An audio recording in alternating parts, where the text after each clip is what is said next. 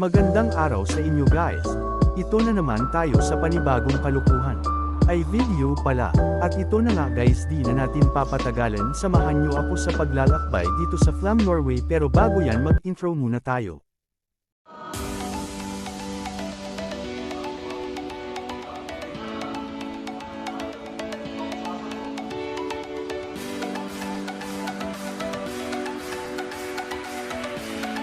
At ito nga guys, simulan na natin paglalakbay sa Norway, pero bago yan outfit check muna tayo. Nag-jacket na nga lang pala ako guys kasi mainit sa labas at nag-short lang para ayos ang pormahan natin.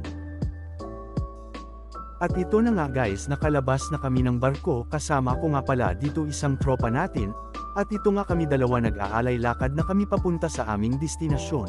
Kasi malayo-layo pa amin lalakarin papunta sa bundok. At dito habang nag-usap kami dalawa sabi nga niya bilisan daw namin maglakad, sabi ko sa kanya ikaw nga itong mahina maglakad.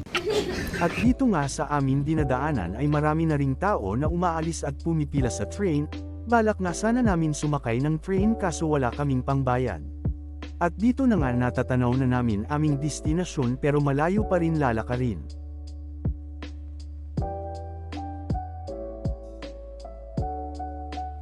At patuloy lang kami sa paglakad, at habang papalapit kami sa amin pupuntahan di ko rin mapigilan masabik kasi unang punta ko sa Norway at sabi ko susulitin ko talaga ito. At dito nga namangha ako sa train nila, di ko rin akalain na magkakaroon ng train sa mga bundok. Masarap siguro sumakay ng train kasi malabandukin tapos ang ganda pa ng mga tanawin, panalo ka talaga dito pag dito ka tumira. At dito tumigil muna kami kasi may nakita kaming lamesa na sabi ng kasama ko ay kuhanan niya daw ako rito ng litrato. At umupo naman ako at nagkunwaring hindi nasisilaw sa araw.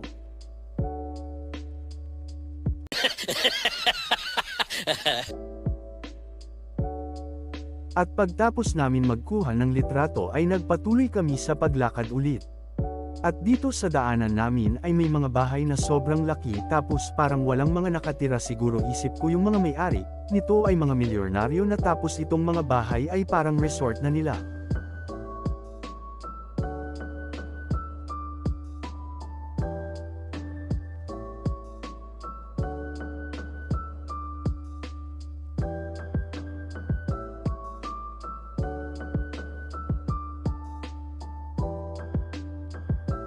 At may nakikita din ako ng mga kapihan sa daan pero parang sarado na rin or iwan ko kung nagbabukas pa. At may mga apartment din dito na pwede tirahan ng mga gustong mag-staycation sa lugar.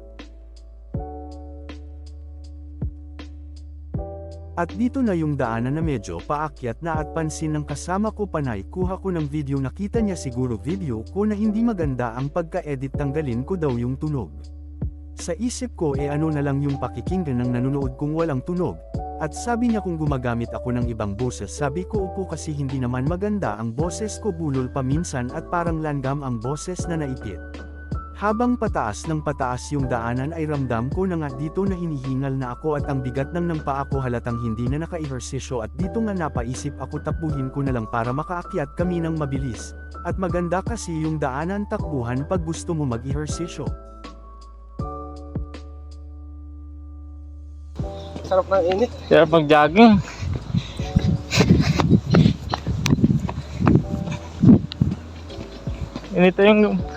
Ganito yung magandang joggingan. Takbuhan. Parang nag-duty na ako ng 8 oras.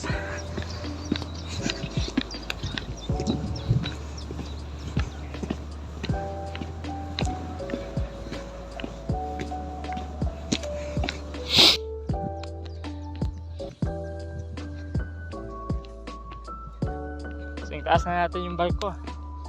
Sa mahigit 10 minuto na lakad namin ay may nakikita na kami na magandang mga tanawin at ang ganda pagmasdan yung mga bundok at barko namin ay kitang-kita na sa baba. Pero patuloy pa rin kami umakyat para tumingin pa ng magagandang spot at nagulat kami sa amin nakita na papawaw ka na lang sa ganda ng view galing sa taas pababa.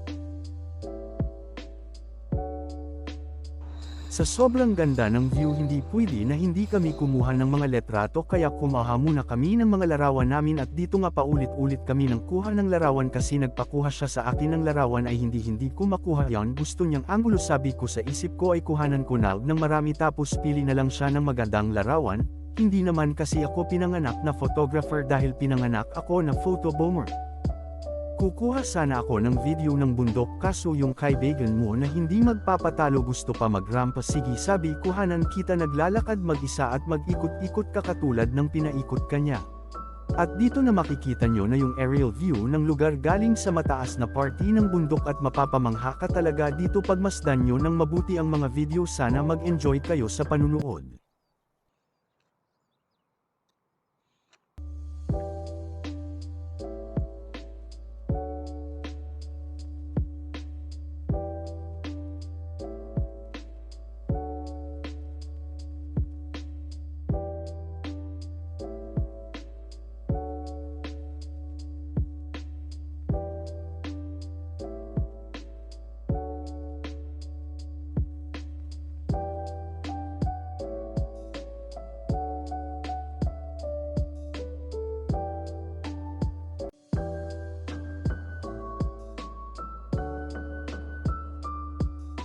At may isa pa sana kami gustong puntahan na waterfalls kaso baka maubusan kami ng oras kaya vinidyohan ko na lang.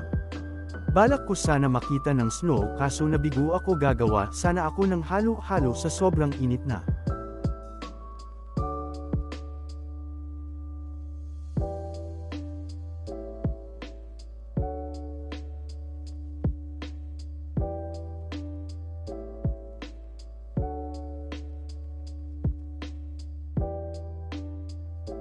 Dahil nabigo kami sa aming mission na puntahan ang waterfalls kumuha na lang kami ng mga larawan at after namin kuha ng larawan ay unti-unti na kaming bumaba at kumuha ng mga video, at dahil meron pa kami mga spot sa baba na pwede nami kunan ng larawan.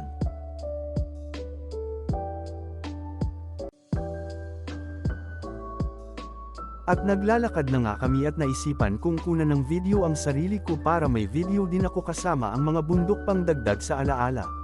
Kaya pangiti-ngiti ako dyan kasi na-enjoy ko yung lugar na di ko maisip na maapakan ko ang ganitong lugar.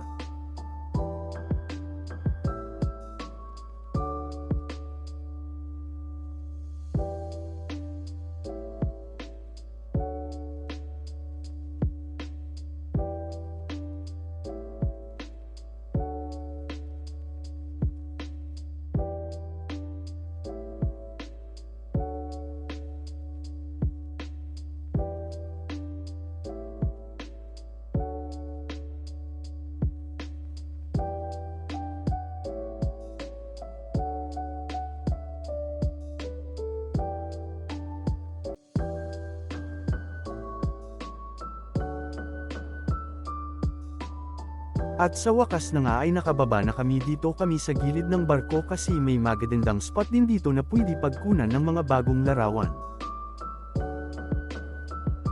At ito na naman nga yung kaibigan mo na nagpapakuha ng larawan kaya videohan ko na lang siya sana wag ka na magalit sa mga kuha ko sa iyong larawan, may nakuha naman akong maganda kahit papano, sabi ko sa'yo kukunan kita 10 larawan at may 2 dyan na maganda.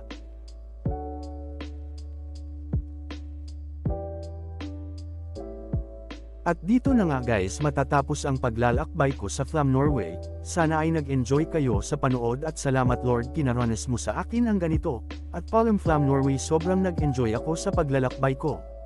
Kung nag-enjoy kayo sa video kong ito like and share at i-follow nyo Facebook page ko para gaganahan pa ako gumawa ng mga content sa paglalakbay kong ito. Maraming salamat sa mga sumusuporta sa mga videos ko at nanood wag kayong magsasawa see you guys sa next video.